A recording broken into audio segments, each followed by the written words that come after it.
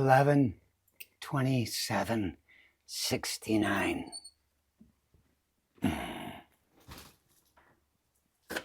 It's got a nice ring to it, doesn't it?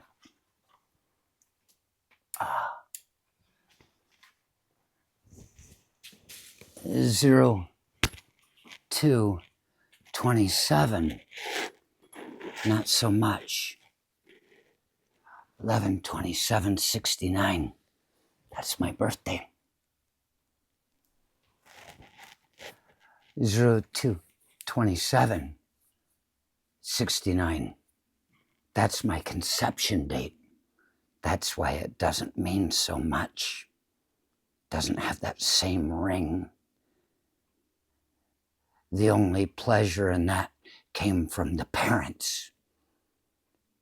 And I know you might complain about too many closed circuit TV videos all over the cities these days, but I'm sure that if you had seen the videos from a bus station 02/27/69, you would have enjoyed it very much. You would have said, wow, that's just like an Andrew Tate video. Welcome home, sanitarium.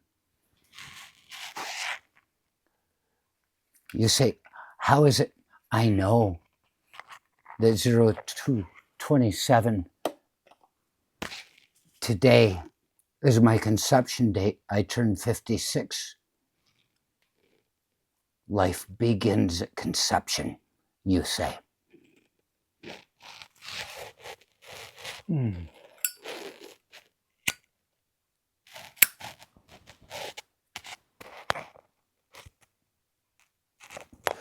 You say, how do I know? Because I have the police report. You want to hear the story? Oh, my mother was the Queen of Johannesburg. 15 years old, prettiest girl in town. And my dad, my father, who dies in heaven, hallow as his name, Aloysius. He was there that day when my mother became the queen. And my mother was always a shy girl. My father was always afraid of women. And my father, he was in his, just 20, 21 at that point. He was afraid of girls. They would come at him and he would run. No, because he was going to be a priest. But he saw my mother become the queen. And he fell in love with her. My father was to be a priest. And it was a year after that, he told them, he said, I cannot be a priest anymore. There's something I love more than God. And it's this little sliver of humanity that I can be a part of. Without fear. Without judgment.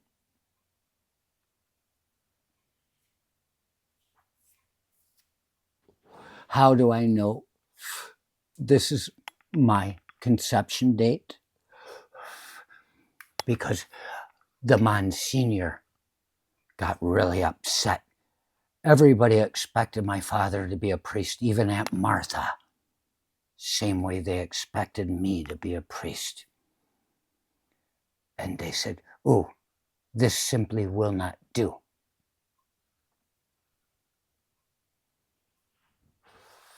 So they got Sister Louisa and Sister Edwards, and they took my mother just for being liked.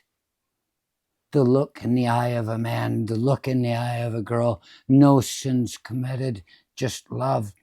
And they put her on a bus. They were sending her to Milwaukee from up there in northern Michigan. They said, we'll send her down there. We'll make a nun out of her. We'll make an honest woman out of this girl who who even to the end of her days would look and say, am I pretty? All I want to be is pretty. She was arrogant in the eyes of the nuns. Same way somebody like Mike Johnson doesn't want people to be with more than one woman. These nuns didn't want her to be with a man. Why? Because no woman or man would want any of these people.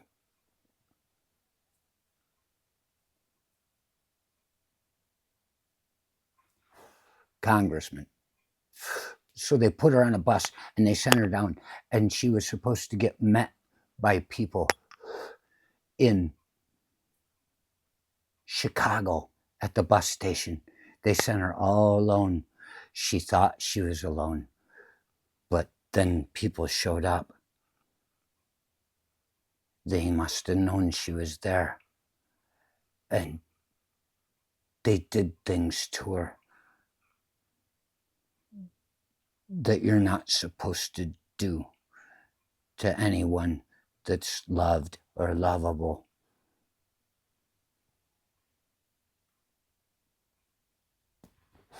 There were no videos, no cameras on the walls, only a police report when they found my poor mother lying there behind the benches by the toilet.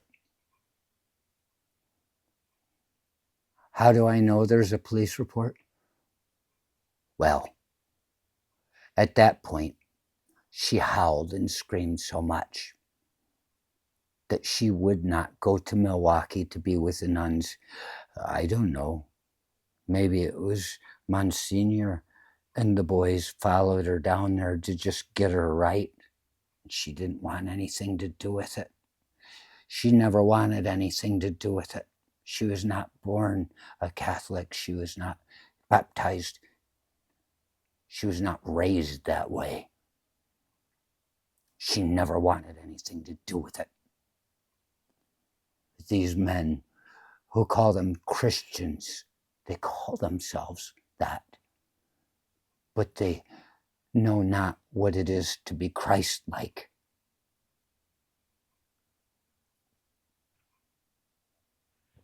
They did things to her, and they sent her back. And since they didn't know what to do with her, and my fake grandpa, he wanted something for her. And so the church, my father, not following into the priesthood anymore, he needed his punishment too. So they made him marry her.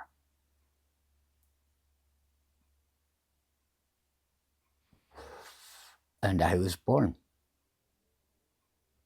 of man. I believe in creationism. Man and women create us. That's all we know. We can't be sure of anything higher than that. My father was there.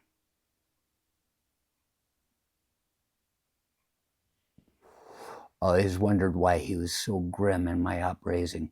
And then they sent me to be a priest. And there in the 6th grade, Monsignor told me they couldn't have me as a priest anymore. I said no. And that's where it comes out. He had a copy of the police report. 02/27/69.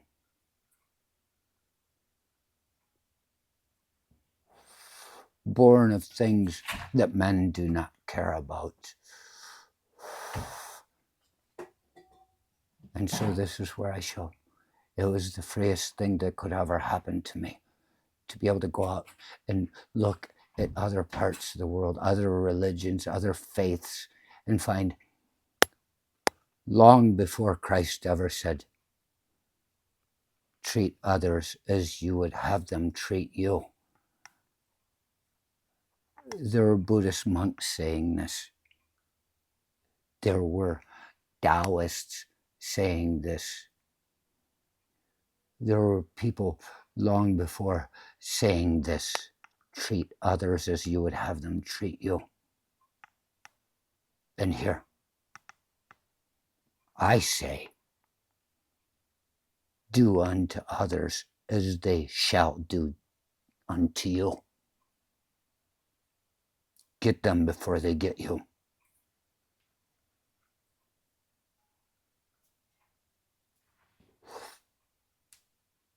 I've had people say to me that are totally against abortion and full of life for even the giggliest, ugliest of monsters, the parrots that we raise so we can feel good about ourselves, the Leslie Lemkes of the world.